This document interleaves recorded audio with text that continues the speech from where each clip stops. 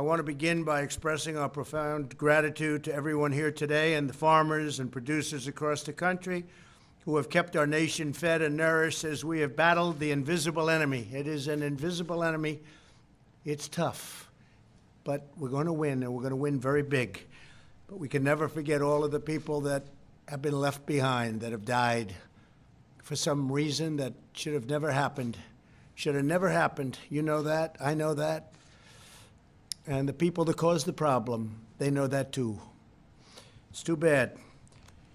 You remind us once again that the American farmer is the backbone of our country, and they're really a great friend of mine, and I appreciate all the support, and I know they appreciate our support.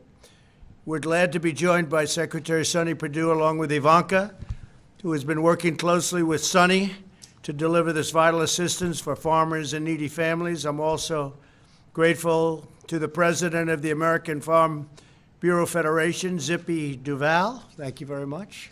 Thank you, and thank you, Zippy, thank you. The president of the National Cattlemen's Beef Association, Marty Smith. Marty, thank you, Marty. And several of our great agricultural producers. Nice to meet all of you. It's really good to meet you. Zippy, you doing okay? Right. You got my condolences, I hope, right? Yes, sir, okay. Zippy was married to a great woman. And for purposes of the record, you still are, you always will be, right? She was a great person. Yeah, no, she was a great person. From day one, my administration has been determined to protect our nation's incredible farmers. We enacted historic tax cuts and helped family farms stay in the family. What we did is we passed, as you know, in the tax cuts, the death tax, the inheritance tax. Small farms and ranchers and even businesses, you don't have to pay it. It's a big deal. Instead of losing your farm, you keep your farm. I think that was a big deal. What do you think? Maybe your farm is so big it doesn't qualify. No, but we eliminated that horrible death tax, and many of the kids lost the farm. They go borrow and to pay the tax, and then they ended up losing the farms, right? You don't have to pay that tax anymore. I think that's one of the reasons the farmers like me, I guess, but hopefully that's not the only reason. We eliminated crushing Washington regulations, kept our promise on ethanol, and replaced and negotiated our badly broken trade deals to finally give you a fair and level playing field. When China unfairly targeted our farmers, we provided $28 million in direct assistance, and it came from China, not from our government. And, that happened, and they paid for it. We didn't pay. They have this misconception. They like to say this as much as possible. China devalued their currency in order to pay it. We didn't pay it. And what we did is we helped. I went to Sonny. We had $12 billion 2 years ago. We had $16 billion last year. And this year you'll be hearing about what we're doing because it's very substantial. And through the Paycheck Protection Program, we have approved billions of dollars in relief to farmers as part of our unprecedented coronavirus relief efforts. So the paycheck has been a fantastic success, as you know. Now we're standing strong with our farmers and ranchers once again. In normal times, roughly 40% of fresh vegetables and about 40% of beef grown and raised in the United States is distributed to restaurants and other commercial food establishments. But as you know, the virus has forced many of our nation's restaurants to temporarily close, and this has taken a major toll on our farmers and growers, some of whom were dealing directly with restaurants. I didn't realize that until yesterday. We were with the big restaurants, and they sometimes will deal directly with your farmer. No middlemen, no nothing, just directly. And it's a big business. For this reason, my administration is launching a sweeping new initiative, the Coronavirus Food Assistance Program. Through this effort, we are providing $19 billion to support our nation's agricultural producers, maintain the health of our critical food supply chains, and provide food assistance to American families. $19 billion. No other president's done this, Zippy. I tell you, you could go back to Abraham Lincoln. There's no president that's treated the farmers like Trump. I don't know. I hear we're doing well with the farmers, but I can't imagine. I want to find out who wouldn't be with Trump, right? But it's an honor to do it, actually. It's an honor. They're great people. These are great, great people. As part of this program today, we're announcing $16 billion direct payments to farmers and ranchers. So $16 billion is going directly to the farmers and ranchers. And it's authorized by the CARES Act and the Commodity Credit Corporation Charter Act. We fought hard for this. These payments will compensate farmers for losses related to the global pandemic caused by China. We'll be providing billions of dollars for corn, cotton, soybean, and specialty crop farmers, cattle ranchers, just about every category. I think we have almost every category, and if we don't, we're going to add them, all right? If we left something out, but we have a lot of territory. Dairy producers, pork producers, and more. I read yesterday where we take some cattle in from other countries because we have trade deals. I think you should look at terminating those deals, all right? We have trade deals where we actually take in cattle, and we have a lot of cattle in this country, and I think you should look at the possibility of terminating those trade deals. Now, if a country's been a great country and a great ally and a great friend, it's, you know, you have to do that. But there are some countries that are sending us cattle for many years, and I think we should look at terminating. We're very self-sufficient, and we're becoming more and more self-sufficient, probably one of the reasons I got elected. Sign-ups will begin on May 26th through your local Farm Service Agency offices. You got to go sign up to pick it up, to get the money, and we'll start issuing payments within 1 week of receiving your application. So that's a lot of money. You're talking about a total of $16 billion plus $3 billion. And, you know, we bought last week, and it's already in distribution, $3 billion worth of product for the food lines. And it's, is this already in distribution? I see that they're handing it out. I see where they couldn't get food. They're having a hard time. And we have these incredible ranchers and farmers that have so much food. And I said, let's spend that money and give it to our farmers, our ranchers, and it's worked out really well. So, and they've already got it in supply. It's already on the lines. I saw them handing it out today, a couple of days ago, actually. It's fantastic how quickly it worked. In addition, this important initiative also includes the new Farmers to Families Food Box program, which Ivanka and Secretary Perdue helped officially launch on Friday. Through this effort, the Department of Agriculture will work with local food distribution companies, and we have a lot of great distribution companies. I've gotten to meet some of them, which have also been hit very hard to purchase $3 billion of food and produce from the American farmer, which I just mentioned, and to deliver to the food banks and charities that serve needy families. Already we've allocated $1.2 billion to farmers to families, funding through 198 contracts with distribution companies, many of which are small businesses adversely impacted also by this horrible plague. It's a plague. Here today are a few of the American farmers and ranchers who can tell us why this program has been so essential and successful. Scott Sink is a cattle producer whose business has been badly impacted by the virus. He says this initiative will provide a bridge to help them move forward. And we've been helping them in a lot of other ways, too, but this was a great help. And, Scott, please come forward. Thank you, Scott. Thank you very much. Yes, sir. Thank you, sir. My name is Scott Sink. I'm a producer in Southwest Virginia, Blacksburg. We have a catering business, and we do farm to table, along with raising livestock, produce, and custom hay.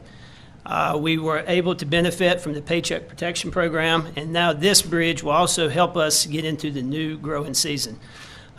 Talking to farmers all across the country, you know, farming is something that's always unexpected. We deal with that. We have to pivot at any time. But with something like this that's impacted the supply chain, producers, as well as consumers, that's why having a program like this is very beneficial to all of us. So we thank y'all for your work. Thank you very much. That's great, Scott. And you love that business. You wouldn't trade businesses for anything, right? No, sir. What is it with farmers? They don't want to do anything else. They have some bad years, but we've helped them have very good years, actually. But they have some bad years, but they wouldn't trade it for anything with that. Always the turtle options. Yeah, that's true. And then they start making money and they go out and buy bigger tractors. Maybe they'll slow it up a little bit the next time, right? But you guys are great. Robert Mills raises both crops and livestock, and he believes this program will help countless farm families get buy, and more than buy, as we begin to reopen our economy, and it's opening up really fast. Robert, please come up. Robert, thank you. Thank you, Mr. President. I'm Robert Mills, Jr. I'm a first-generation farmer from south side of Virginia. We raise tobacco, beef cattle, poultry, hay, small grain, and industrial hemp for CBD. We're a pretty diverse operation, and we're diverse because we always expect the unexpected, and we want to make sure that we can stay in business. And we didn't expect this, but I will tell the American people that your farmers and your ranchers are out here working each and every day to make sure that those grocery store shelves stay full. And it's administrations like President Trump's administration and the forethought that he's had with the programs that's been put in place and the one that we're talking about today. It's not a rescue program. It's going to help these farm families be able to make good, wise financial decisions in the months and weeks and years ahead. And it's also there to let them know that this country is there supporting them, because this country relies on what these farmers and ranchers do every day. And so I want to personally thank President Trump, the administration, and all those who've worked hard to make sure that these farm families stay there, that they stay whole, and that the American people will never have to worry about running out of food. Thank you, Mr. President. Thank you very much. I love his accent. I love that accent. But is that originally from Virginia? Yes, sir. It's Southside Virginia, about 20 miles north of North Carolina. Oh, I see. And they like Trump. That area, they like Trump. That's a great area. Thank you very much. Yes, great job. The farmers were targeted by China when we started negotiating tough with China. And what I did is we've taken in tens of billions of dollars of tariffs. Sonny was very aware of this because he had to distribute the money to the farmers. I said, Sonny, we've taken in a lot of money. How much did the farmers lose? This is 2 years ago. They were targeted for an amount. What do you think the impact? He said $12 billion. So I said, that's okay. We'll take $12 billion out of our tariff money, which was many billions more than that China paid. Never paid us 10 cents, by the way, before that. Before Trump, they never paid anything. I said, we'll take $12 billion out of the tens of billions of dollars that we took in, and we're going to give it to the farmers. And you distributed that money. And Zippy, I think you were shocked because you've never seen anything like it. Otherwise, these farmers wouldn't have been in business. So we took $12 million, we gave it to the farmers. We said thank you very much to China. Thank you very much, China. And then the next year I said, Sonny, what's the number? We called Zippy, we called some of the other people. We determined it was $16 billion that the farmers were targeted, $16 billion by China. So I took $16 billion out of the tariffs, which were many, many billions of tens of billions more than that. We gave it to the farmers, right? And this year, the same thing. It's been pretty amazing. And the farmers are doing fine. One of them said, I do better this way. But you know what? They don't want to do better that way. They just want a level playing field. But we took care of our farmers, right? And ranchers. Thank you, Robert. That was great. Appreciate it. David Hickman is a vegetable grower who runs Dublin Farms in Virginia. His potatoes will be among the produce distributed to local food banks through the Farmers to Families program. And David, please come up and say a few words. Hi, David. Thank you, Mr. President. I'm David Hickman with Dublin Farms in Horntown, Virginia. We are a fifth-generation operation, produce fresh market potatoes, redskins, yellows, whites. This program is going to help tremendously with the movement of potatoes this summer. For us, we have 6 distributors who are our current customers that are doing the food box program. So our potatoes will be in some of these food boxes. We've submitted bids for 5-pound bags to go directly to the food banks of yellow and white potatoes. So certainly going to impact the Virginia potato business. So you have 5-pound bags. What other size bags do you have? We have a packing operation. We pack 5-pound bags, 10-pound bags, 50-pound bags, and then 2,000-pound bags that go to other packers. But a lot of our business goes into the terminal markets also. That's dependent on restaurant business, so we're anxious to see our restaurants get back up. Certain sizes of potatoes are used primarily for food service, so it's important. So is potato a big business in Virginia? Regionally, it's a big business. In our area called the Eastern Shore, And how does that area compare with Idaho? Oh, we're very, very, very small compared to the Idaho production, but we fit a niche between Florida and North Carolina's spring production before. Is it a very similar product, would you say, or is it different? No, the Idaho potatoes are like the russet long potato. right. We grow red skin potatoes and round yellow potatoes Could like you the grow Yukon. in Idaho?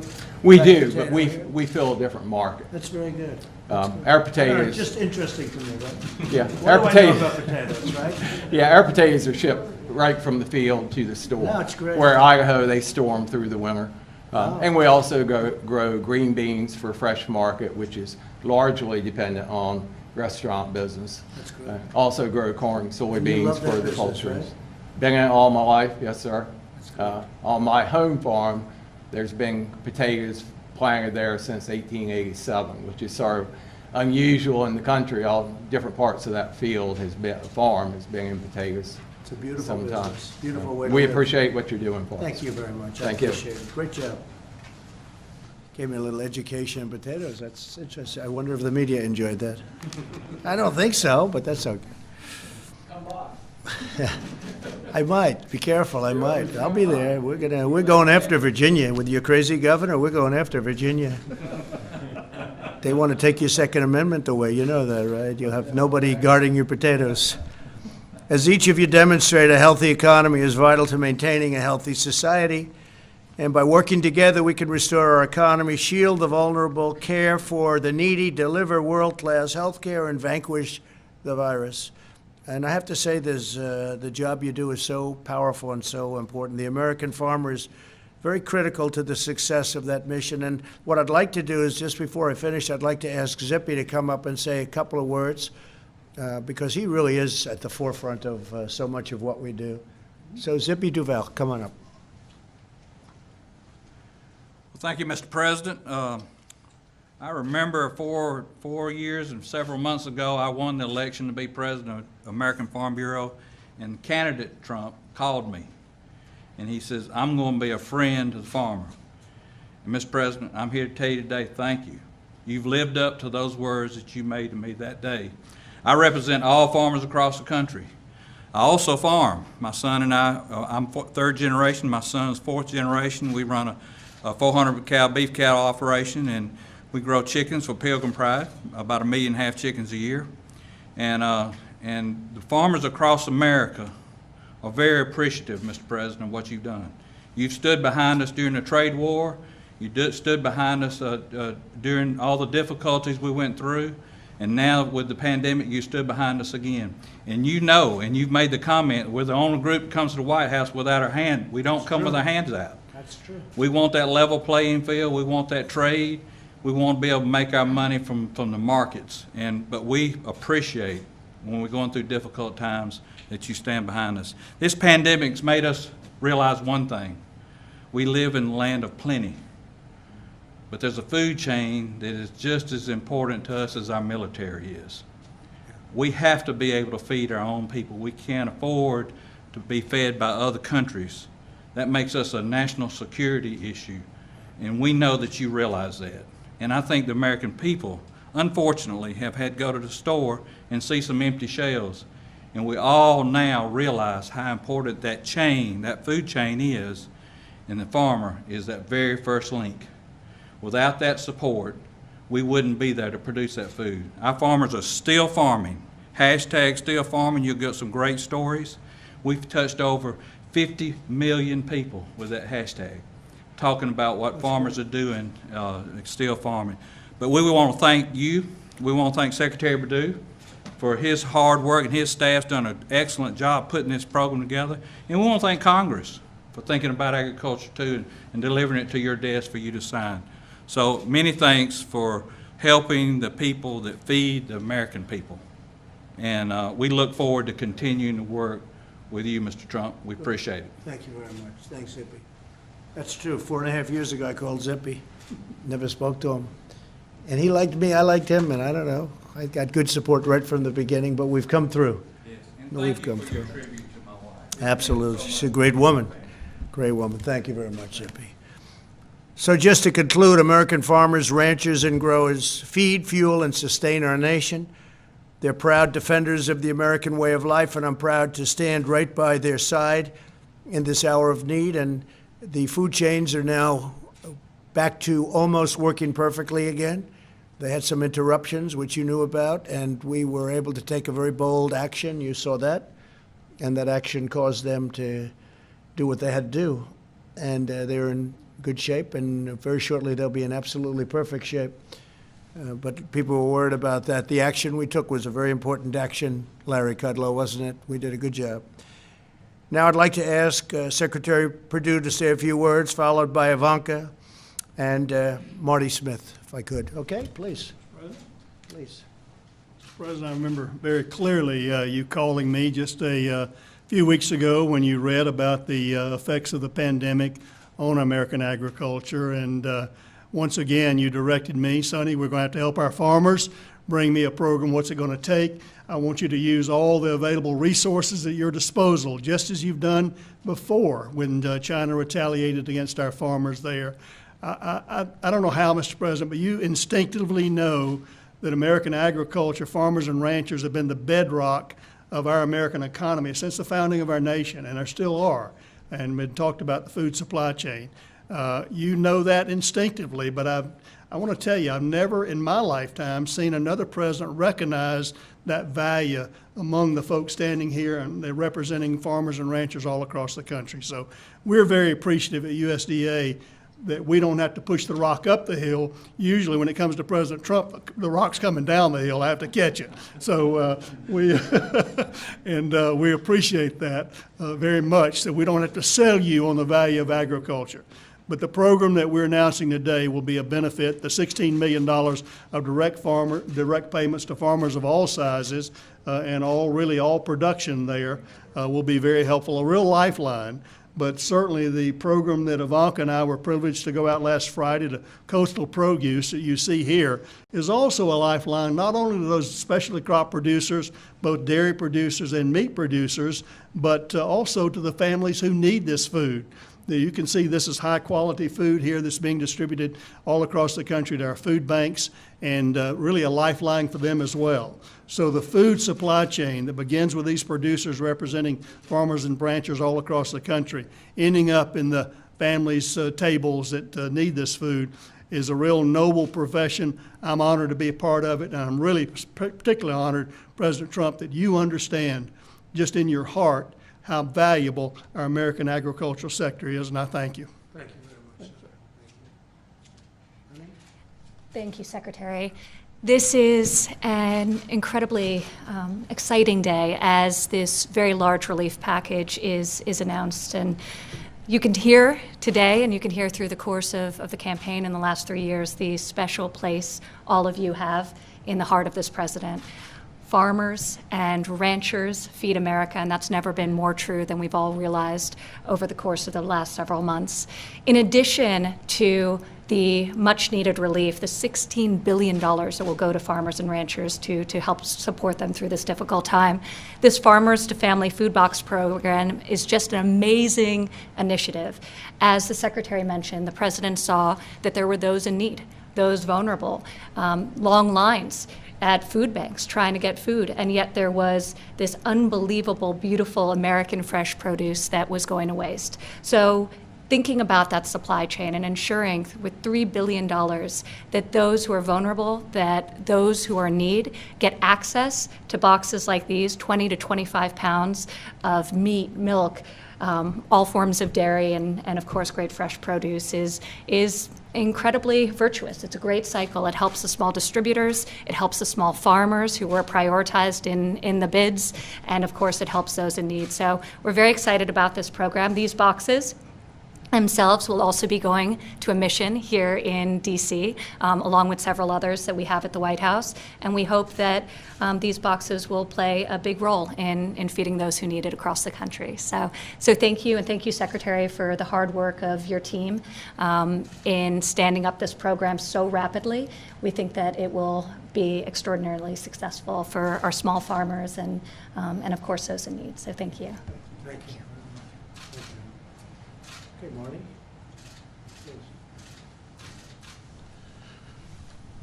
Thank you, Mr. President.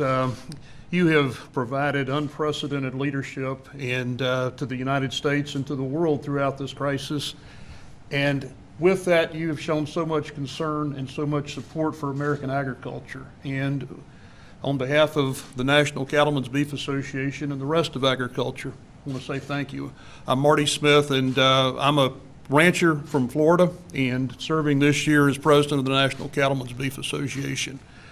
Your executive order a few weeks ago directed toward the packers. We're starting to see the impact of that. We're getting beef, pork back online and getting the products back on the shelf.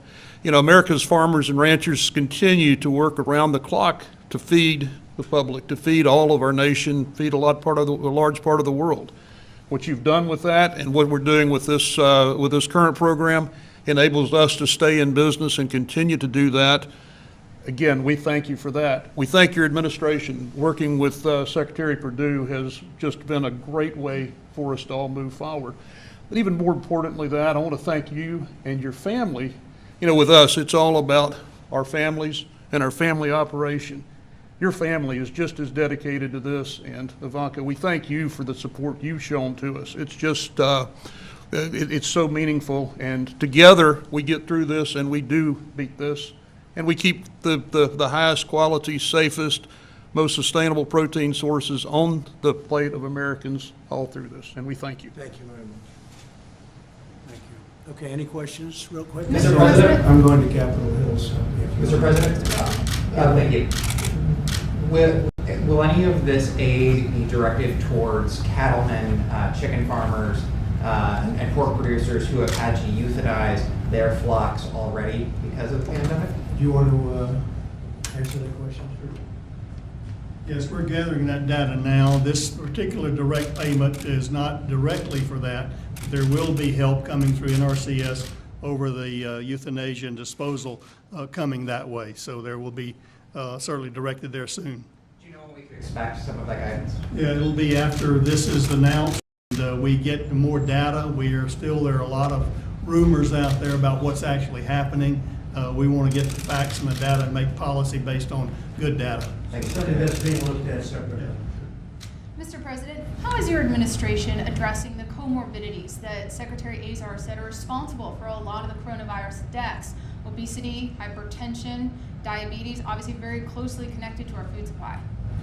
Well, I think we just want people in this country to be healthy. How does every country address it? We want our people to be healthy. We want them to be happy, and we want them to have all of the benefits that you can have, including great health care. The Republican Party has been very strong on health care, as you know, and that includes pre-existing conditions. And we have done a terrific job on health care. Then we got hit by a plague like nobody's ever seen before, outside of maybe 1917. And I think we've done an incredible job in producing ventilators and producing testing right now. You probably saw the numbers were over 12 million tests. That's 4 times more than any other country in the world. And we're talking about countries that have done a good job. Nobody's done testing like us. Plus, we have the highest quality test. So very simply, we want our people to be healthy. With diabetes, hypertension, and obesity, specifically, that's very closely connected to the food supply. How are you addressing those specifically? Your own Health and Human Services Secretary said that's why America has so many COVID deaths. Yeah, we want to get people great food, and that's one of the reasons we have our farmers and ranchers involved. Could you talk a little bit more about this problem? You say it's a problem of importing cattle from other countries. What is the problem there? Well, it's a relatively small number. Actually, I heard Sonny speaking about it yesterday. It's a very small number, but it's still cattle coming in. We have tremendous amounts of supply, cattle, and, but generally speaking, supply. Tremendous supply. Our farmers have done an incredible job. And now the distribution is being made much better than it has been, and better. I think it'll end up being much better than it's ever been, Zippy. But I'm saying, why are we bringing in cattle? Old trade deals that were made a long time ago, why are we bringing in cattle from other countries when we have so much ourselves? Now, in some cases, I thought your answer was very good. They've been great allies. They've been working with us for many years. Sometimes we needed the cattle, and sometimes we don't. It's a farming business. But I would say, generally speaking, unless this is a country that really has been with us, we shouldn't be taking their cattle. You know that, okay? And that's the way we're going to handle it. On a separate subject, you sent a letter last night to the WHO what reforms do they need to do to? Well, it says so justify in the their letters, decision? I don't want to go through it. The letter's a very detailed, long letter, but basically, they have to clean up their act. They have to do a better job. They have to be much more fair to other countries, including the United States, or we're not going to be involved with them anymore. We'll do it a separate way, okay? On capital gains, Some workers at meat packing plants say they're still concerned about their safety and that they want the government to do more to enforce and make sure that meat packing companies are keeping their workers safe with protective equipment, testing, etc.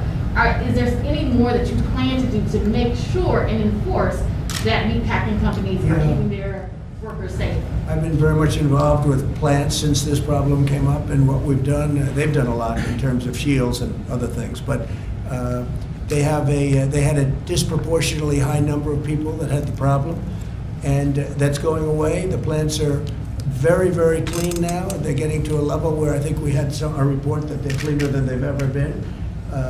That's a good report, but I don't know exactly what that means, but they are cleaner than they've ever been. They're doing a very good job, I think, right now in terms of the Production Act and in terms of what we're enforcing. But the meatpacking plants are coming online. Many of them are online, and fewer problems are being seen. If we didn't act, we would have had a big problem. If somebody was in this position that didn't act, we would have had a big problem. But it's something that we were very much involved in because we saw it very early. Okay, did you have a question? Yes, are you extending the ban on non-essential travel over the U.S.-Canada border? U.S.-Canada? Mm-hmm. We're dealing with the Prime Minister's friend of ours, and we're very close to Canada. We just signed the USMCA, which is a big deal. That's with Mexico and with Canada. And we're dealing on that subject. And we're also on the southern border. As you know, the wall is going up. It's going up very rapidly. We're at 182 miles. Wherever we have the wall, it's just ended. It's just ended. People coming into our country illegally. We're stopping drug traffic. We're stopping trafficking in people, mostly women, because they traffic mostly women, unfortunately. It's a tremendously big business. It's a horrible business. And we're stopping it. There's a worldwide problem. This isn't a problem for our southern border, but our southern border is a big point.